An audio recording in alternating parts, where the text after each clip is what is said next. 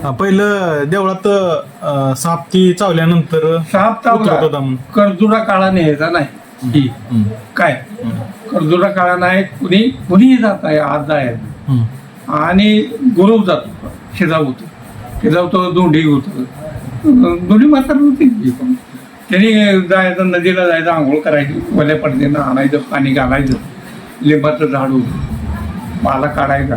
शेतायचा रस काढायचा हे करून तोवर ती पेशंट हे करून आणि टेकवळी मारतो फिरवायचं बैलबंजी घालतो चांगली म्हणायचं टेकवळी मारतो फिरवायचं आणि घोंगडे लागत होतो जे आता दगडाची मूर्त्याच्या वेळी घोंगडे दाखायचं हे करायचं आणि अक्षरशः तुला सांगतो प्रत्यक्षात आम्ही बघितलेला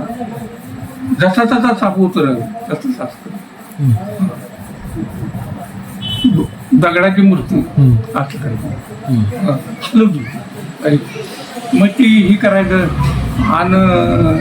एक 5 फेऱ्या झाल्या की पुन्हा ह्यानं काय करायचं तंबू पुरवायचं होतो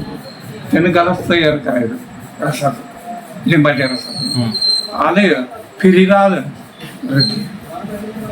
पुन्हा फिरवून आलं दुसऱ्या गालात